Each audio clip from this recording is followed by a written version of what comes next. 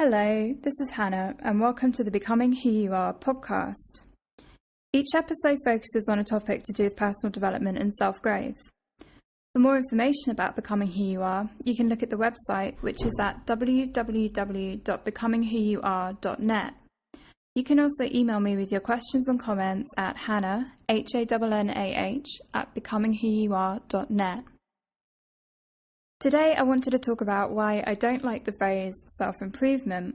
I'm going to start by reading an article that was in the New York Times last November, and it's called Pursuing Self-Improvement at the Risk of Self-Acceptance, written by Alina Tugend. So she writes, "Sometimes I get tired of always striving to be better, of knowing there are ways, endless ways I can improve myself or members of my immediate family. When I feel really down, I think of how far we have to go. We could, for example, start our own vegetable garden, use that homegrown produce to make delicious and healthy meals, and compost the leftovers in the composter we don't have yet. Then we could turn off or even throw out the television and read to each other from the classics while sitting in our hand-carved chairs. It's not going to happen. Not that any one of those ambitions is impossible. They're just not a priority. Still, at various times, they feel as if they should be, except maybe the hand-carved chairs." Self-improvement is a deeply embedded American trait, something other cultures find both admirable and amusing. The notion that we can constantly make ourselves better is, in theory, a great idea. But when does it become too much? "There's a tendency to seek and seek and seek and never find," said Kristen Muller, creator of the website selfhelpjunkie.com. The motto, stop waiting, start living. It becomes one more addiction. It's not that trying to find ways to improve ourselves is a bad thing, not at all. A man's reach should exceed his grasp, the poet Robert Browning wrote. But when we're constantly reaching rather than occasionally being satisfied with what we have in front of us, that's a recipe for perpetual dissatisfaction. "We grew up with the idea that we can do anything," said Holly Schwartz Temple, a professor of law at West Virginia University and co-author of Good Enough is the New Perfect, Harlequin 2011. "But we took that to mean that we have to do everything, and many women took it as you have to do everything perfectly." Ms. Temple and her co-author, Becky Beaupre Gillespie, a former journalist, surveyed about 1,000 mothers in their 30s and 40s nationwide and interviewed about 100 for their book. They found that the women broadly fell into two categories: never enoughs and good enoughs. Never enough women felt like they had to be the best at everything and often agreed with the sentiment that "I need to be a superstar even if it kills me," Ms. Temple said. Those in the good enough category were, as is self-evident, fine with not being the best as long as they felt they were doing pretty well. But more important than how these women described themselves was how they described their lives.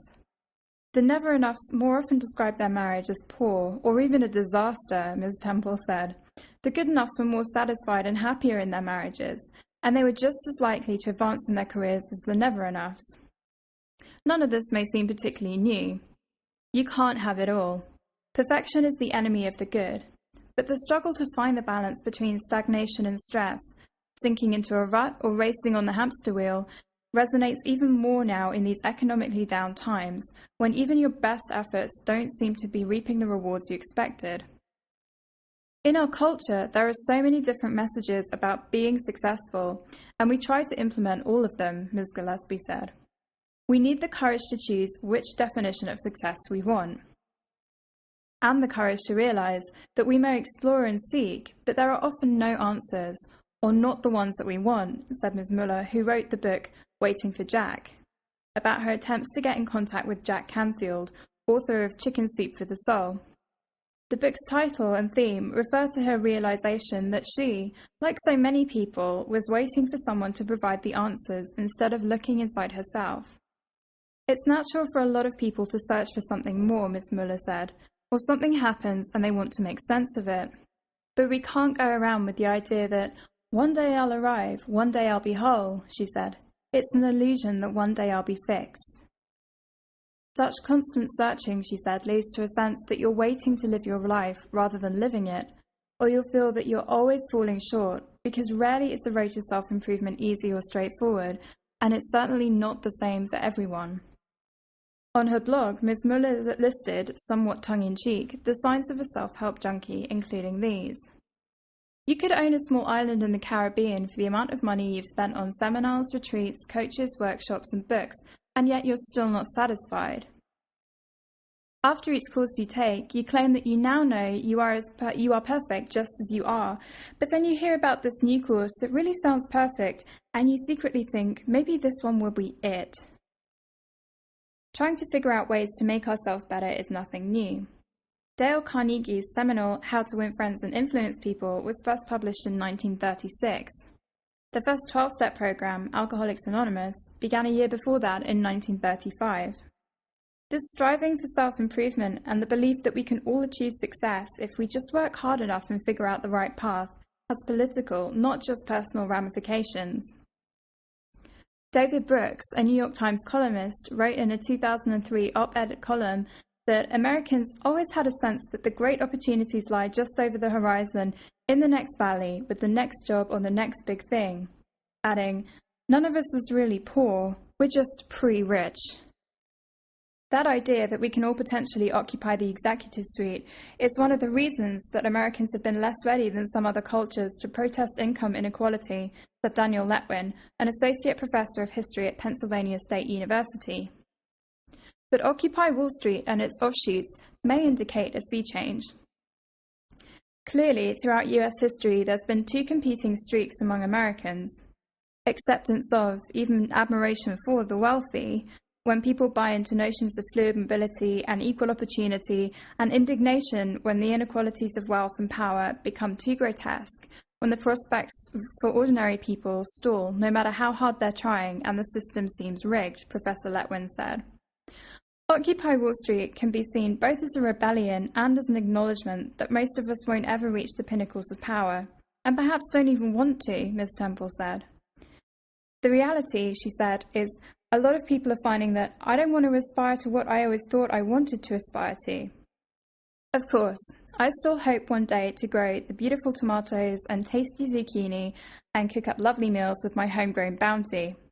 It's not an impossible dream, but I'll put aside the composting for now and leave the television where it is. After all, as we've learnt, there's no point in pushing this self-improvement thing too far.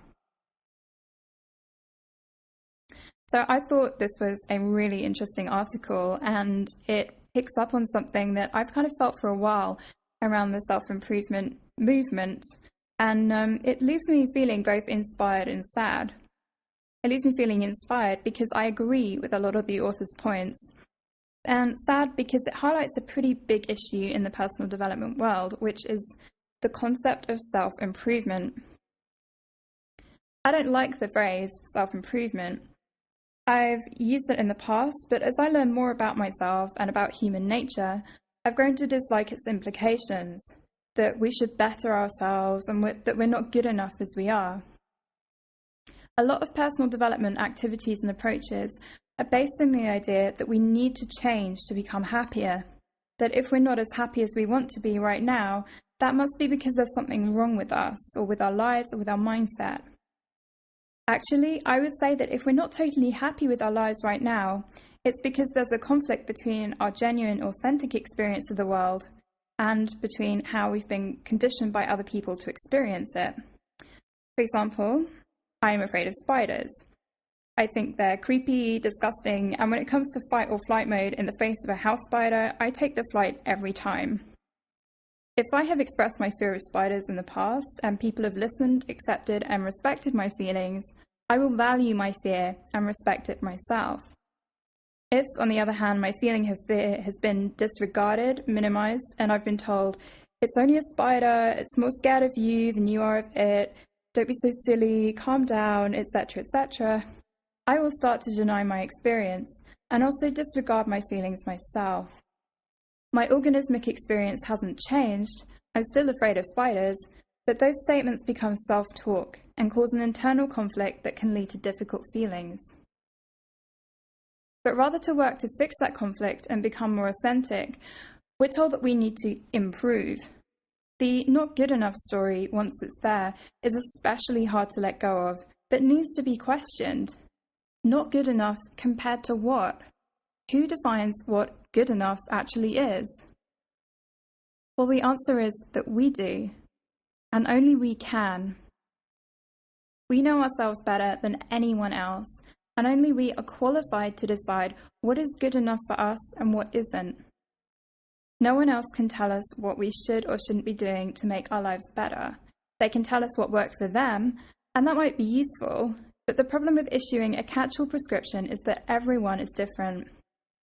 The only way to decide what is good enough for us and what isn't is to develop our own standards of good enough, not compared to other people's standards of good enough, not compared to what society thinks should be good enough, but based on our own values and on reality. Personal development is about getting to know ourselves better, learning more about what makes us tick, working out what's important to us and what's not, digging deep and acknowledging the things that we're afraid to acknowledge. It's about learning to acknowledge every part of ourselves, the aspects of our personality we like and those we feel less comfortable with. This is the challenge. Can we accept things about ourselves that are difficult without feeling like we need to change them? Personal development isn't about improving or fixing ourselves. It starts with knowing and accepting every facet of our being, because once we know and accept every facet of our being, every part of ourselves, even those parts that we're not so comfortable with, then we can start to be more authentic and we can start to be more ourselves.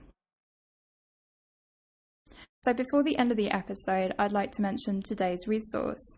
This is a book called The Road Less Travelled by M. Scott Peck. This is a great introduction to personal development and self-awareness. It's one of the most popular self-help books published, and it contains some real nuggets of wisdom around self-responsibility and our internal development. There were parts of this book I didn't like, and parts of it I loved. And as with all these resources, not everything will suit everyone, so I recommend checking it out and cherry-picking the bits that work for you. So thank you for listening. Remember, you can find more material like this, as well as resources, tools, and much more at www.becomingwhoyouare.net. I look forward to talking to you very soon.